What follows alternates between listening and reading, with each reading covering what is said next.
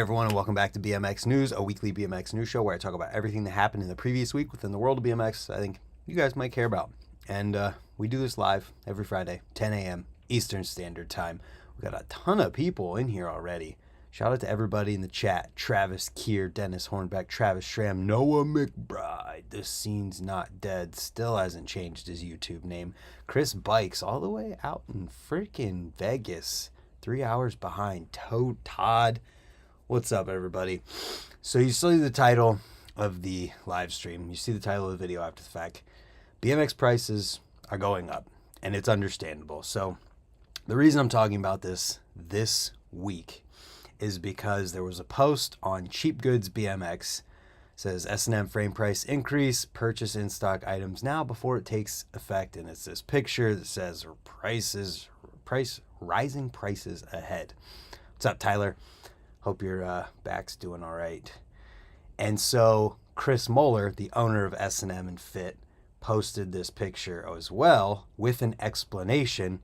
And I figured I would read this to you and kind of talk about the subject a little bit in this week's BMX News video. It says, yes, Cheap Goods BMX is correct. In some cases, we hadn't raised prices in years. We always try to make S&M and Fit Bike Co. as affordable as possible, and we still are, but costs have been going up dramatically on everything. So this is the part to pay attention to, and this is why it's understandable, and in some cases, good, at least for BMX and the well-being of these companies, that prices are going to go up. It says here, material, incoming and outgoing freight, supplies, processes, payroll, insurance, fuel, the list could go on. All of those things have gone up in price. It says on the import side, unit costs have gone up 20%. In some cases, ocean freight has gone up 6 to 10 times. Used to add about $5 to the cost of a 20-inch bike, now can add between $30 and $50 a bike. That's already insane. So now you take all of the things that I've already listed, every process that it takes to make and build a bike part, design it, the making it, like welding it, packaging it, designing packaging, all of this stuff costs more money now. Then you take that and you've got duties, which are prepaid to the government, 11% on BMX bikes in the USA. They are now calculated on the higher costs that we already talked about, meaning that that's even more money. So it says longer story, longer. Gabe Weed is correct. Prices are going up, and honestly, I would scoop up as much quality merchandise as I could afford now if I knew I was going to need it. Good stuff isn't cheap, and cheap stuff isn't good. P.S. Only items coming back into stock are being adjusted, so there are some great deals to be had on existing stock. So this brings up a conversation about the prices of BMX parts, and then inevitably the margins that are on them, and how through the years companies have been taking hits on their margins so that prices didn't have to rise. And now things are finally getting to a point where they have to raise prices. And I'm hoping through all of this, prices are getting raised in a way that also accounts for margins going up so that BMX companies can be safer with all this stuff. It's insane that BMX prices haven't gone up dramatically in years. And to give an example of this, I did a video in 2020, September 1st, 2020, where I compared a buyer's guide from Ride BMX magazine in 2007 to the prices of BMX bikes, or to everything in 2020. So what we have here is a screenshot from a website somewhere. You can see the standard costs $410. The S&M Whammo is $355. So what we can do here is we can go to S&M Bikes, and we're going to go to their frames, and we're going to see what the price is currently. Look at this right here. So the price has gone up since this was $355. I think this might be Albi's. Yeah, this is Albi's price. I don't know if it's lower, but the current price of the Whammo is $520. And it's understandable. That is a lot. But when you think about every single thing, the welding, the creation of the tubing, the machining on the tubing for the head tubes and bottom bracket tubes, all of it, every single step that it takes to make a BMX frame, the price on that has gone up. The material to do it has gone up. So when you compound that and you end up with this final product that so many different hands had a hand in building, it's naturally going to go up. I just saw that the Soundwave is increased to like $540 now, and I've heard that when you compare this to like mountain biking, for essentially something that is very similar with similar technology in it, as far as like how complex it is to build the thing, the costs are even greater than a BMX bike or BMX frame. So it's understandable that these prices are going up. Yes, it sucks. It's the world we're living in right now with inflation and all of this crap going on. I don't want to get into that, but that's part of what is causing all of this. So when you see something cost more, understand about it. And if you need things currently, I would be looking for places that have them at current prices, because the current prices or previous prices, if they haven't gone up yet, are not going to stay what they are for very long. So if you want to compare 2007 to 2020 to 2022, which I should probably do, I guess what I will do, so this video is 30 minutes long. Maybe I'll do a live stream where I watch this video, and then during the video, I pull up the other prices of things, because this is an interesting subject. And in this video, for example, let's see, come on, right here, where's the standards? The standard was 390 something, I think. 395. And then in 2020, it was only $15 more. It's crazy. Let's see, just for curiosity's sake, last I checked a year ago, an enduro frame was $3K, so $500 for a BMX frame is still good. Is an enduro frame comparable, like technology or how difficult it is to build wise? So let's take a look at the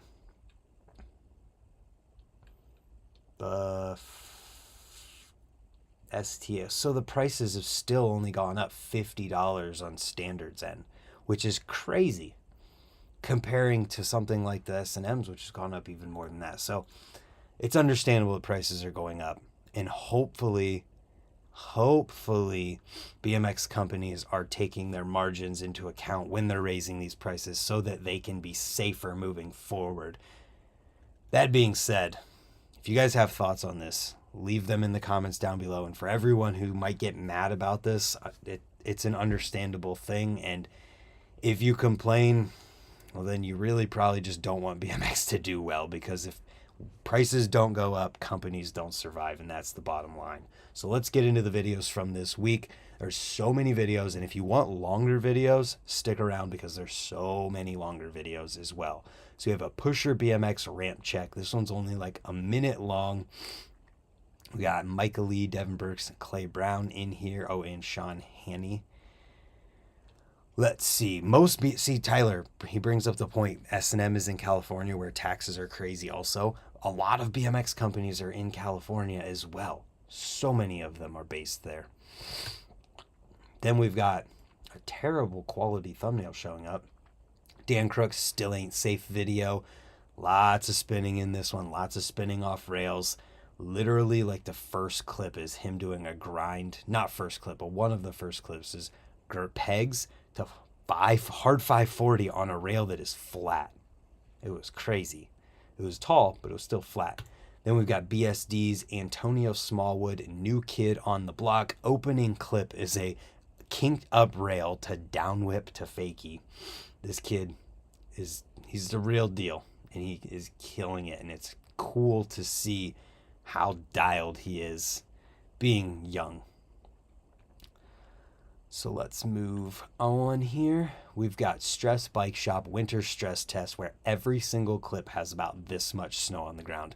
What was so crazy about this video is that it's like extremely well put together. The riding is all amazing, and it literally looks like a normal BMX edit that's like super high production value and quality, but in the snow. And that just makes it that much crazier. Like everything about this video looks like a normal video except for the snow that's added in. So the riding is even crazier because of it. The fact that they could film it so well with it being freezing cold it's just cool. And I think you guys get a kick out of it and enjoy it just being a good video. Then we've got the B-sides from Trey Jones' No Fun video uploaded to Shadow's YouTube channel. You can still watch the video for $3 on SoundSurf, but this is the B-sides, which I did not realize B-sides meant the B-side of the tape. You know, Matt O'Connell lurking in the chat until Jeff Mead gets in here. What's up, Jeff Mead? Every single complete on the market has gone up in price. Why would anyone expect frames not to? Also, I'm talking about BMX parts in general with this whole entire thing. That's why it says BMX prices. All BMX prices are going to go up. Moving on, video from Cult, Marcel Anderson, 2022. Marcel, they premiered this video at Swamp Fest, and it is solid.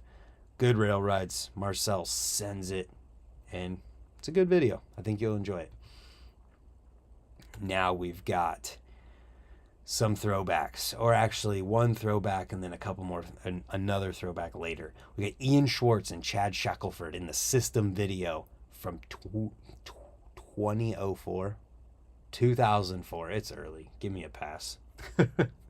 If you recognize the names, you'll be stoked and go watch it.